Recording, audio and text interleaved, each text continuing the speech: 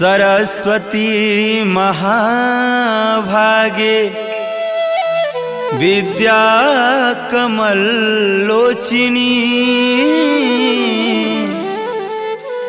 विश्वरूपं विशालाक्षी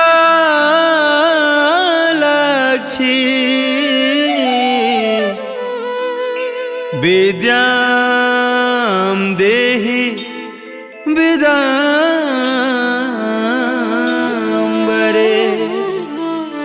प्रेम से बोलिए सरस्वती मैया की।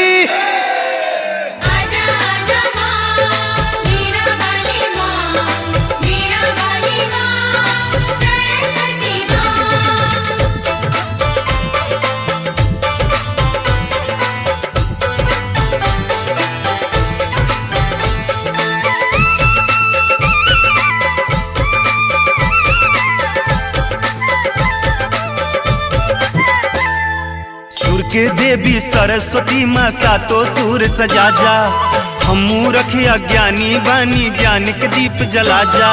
सुर के देवी सरस्वती माँ सातो सुर सजा जा, हमू रखे अज्ञानी बानी ज्ञान के दीप जला जा। कंठन पर भी राजा कृपा बल का पवर साजा। आजा आजा आजा आजा माई आके स्वर में समा जा। आजा आजा माई आके स्वर में समा जा।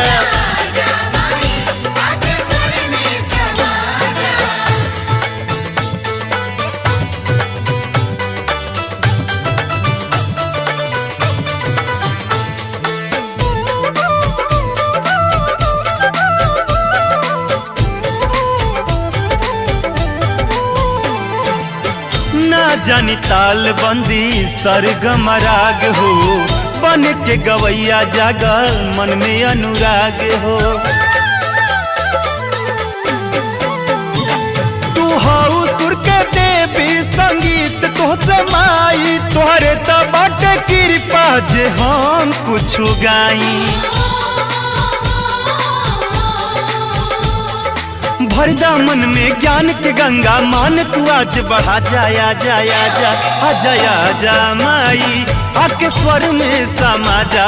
आजा आजा माई आके स्वर में समा जा।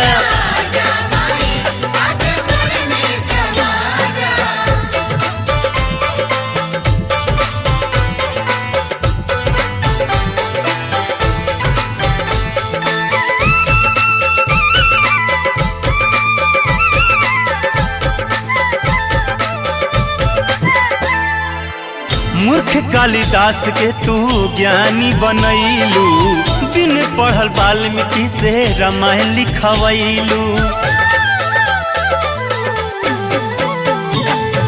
तानसेन के तान तो जाने लाई जहान, जेकरा पर कृपा कैलू कैला से जग में नाम।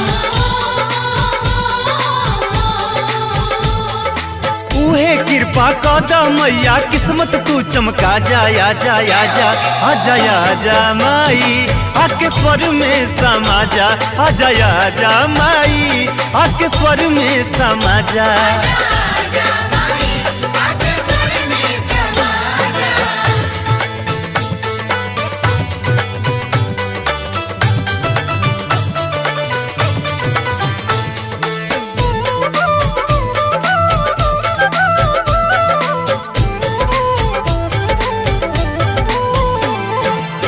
जग के मतारी हऊ लाज तू बचई हा, जहाँ गिर लागी बेटा माई तू उठई हा। कर जोरी बिनती तो हसे करे गोविंद राकेश, अचरा के छैया मैया तू रखी हार में।